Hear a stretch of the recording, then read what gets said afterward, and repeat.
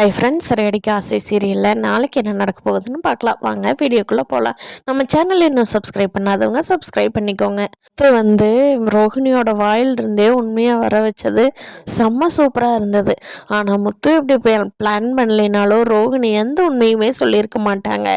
எல்லாரும் ஆச்சரியமாக கேட்குறாங்க. மனோஜ் கேட்குறாங்க, என்ன ரோஹிணி உனக்கு கல்யாணம் ஆயிடுச்சா, குழந்தை இருக்கா, ஏமாத்தி தான் என்ன கல்யாணம் பண்ணினியா அப்படின்னு அவங்க அம்மா கேட்குறாங்க. அட பித்தலாட்டக்காரி, மலேசியாவில் இருக்கிறன்னு தாண்டி போய் சொன்னேன், ஆல்ரெடி கல்யாணம் பண்ணிட்டாடி போய் சொன்னேன் அப்படின்னு அவங்க அம்மா ஒரு பக்கம், ஸ்ருதி என்ன ரோஹிணி இவ்வளோ பெரிய பையா மறைச்சிங்க அப்படின்னு அவங்க அப்பா ஒரு பக்கம், ஏமா இதெல்லாமே தெரிஞ்சதை பண்ணினியாமா, ஏமா இப்படி போய் சொன்ன அப்படிங்கிறாரு. மீனாவுக்கு தான் முன்னாடியே உண்மை தெரியுமே, அதனால் மீனா மட்டும் எதுவும் பேசாமல் இருக்காங்க. எல்லாரும் கேட்குற கேள்விக்கு ரோஹிணினால் பதில் சொல்லவே முடியல. ஐயோ எல்லாரும் அமைதியாக இருக்கீங்களா, ஒரு நிமிஷம் என்னோட வாழ்க்கை கதைக்கு சொல்கிறேன், எல்லாரும் கேளுங்க, அதுக்கப்புறம் என்ன முடிவு எடுத்தாலும் சரிங்க அங்கிள். அங்கிள் என்னை ஃபஸ்ட்டு மன்னிச்சிருங்க அங்கிள், நான் செஞ்சது தப்பு தான், நான் இல்லைன்னு சொல்லலை அப்படின்னு சொல்லி மனோஜோட அப்பா காலில் ஃபஸ்ட்டு விழுந்து மன்னிப்பு கேட்டுட்டு ரோஹிணி அவங்களோட லைஃப்பில் நடந்த கஷ்டமான காலங்கள், அதை கடந்து வந்தது, இந்த சமுதாயம் எப்படி நம்ம பார்த்துச்சு அப்படிங்கிற இதெல்லாமே ரோஹிணி குடும்பத்தில் இருக்கிறவங்க எல்லார்த்திட்டையும் சொல்லிட்டு இருக்காங்க.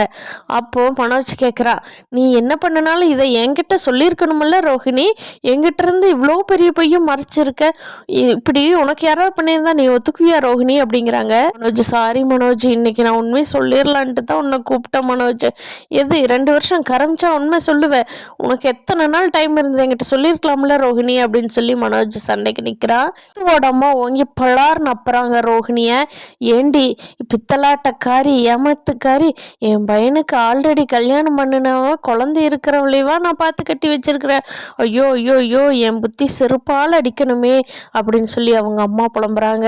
சொல்கிறான், அம்மா நடக்கிறதெல்லாம் நடந்துருச்சு, எல்லாத்துக்கும் உண்மையை தெரிஞ்சிருச்சு, நீ அடுத்து என்ன பண்ணுறதுங்கிறத மட்டும் பார்க்கணும், கிறிஷோட லைஃப் என்ன ஆகிறது, இவங்க என்ன பண்ணுறதுன்னு பார்க்கணுமா அப்படிங்கிறாங்க.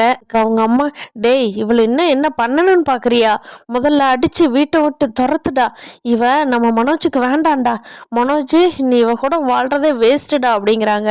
அப்போ ஸ்ருதி சொல்கிறாங்க, ஏங்க ஆண்டி அதுக்கப்புறமா இவங்க என்ன பண்ணினாலும் 2 வருஷம் ஹஸ்பண்ட் ஒய்ஃபாக வாழ்ந்துட்டாங்க, இன்னி அடுத்த கல்யாணம் நீங்கள் மனோஜுக்கு பண்ணாலும் அவருக்கு 2வது கல்யாணம் தானேங்க ஆண்டி, ரோஹிணிக்கு மனோஜுக்கு செட் ஆயிடுச்சுன்னு விட்டுருங்க ஆண்டி அப்படிங்கிறாங்க. ஸ்ருதி நீ பேசாம கம்ன்ற ஸ்ருதி, உனக்கு இதை பற்றி எதுவும் தெரியாது அப்படிங்கிறாங்க. ஆனால் கடைசியில் இது கனவாக மட்டும் இருக்கக்கூடாது அப்படிங்கிறது நம்மளே நினைக்கணும் போல. ஃப்ரெண்ட்ஸ் ரோஹிணி வீட்டை விட்டு வெளியே போகிறாங்களா, கிறிஷை வச்சு ஏதாவது சமாதானம் பண்ணி உள்ளே இருக்கிறாங்களாங்கிறத நாளைக்கு எபிசோடில் பார்க்கலாம் ஃப்ரெண்ட்ஸ். இந்த வீடியோ பிடிச்சிருந்தா லைக் பண்ணிக்கோங்க, நீங்கள் என்ன நினைக்கிறீங்கன்னு கீழே கமெண்ட் பண்ணுங்கள். தேங்க்யூ.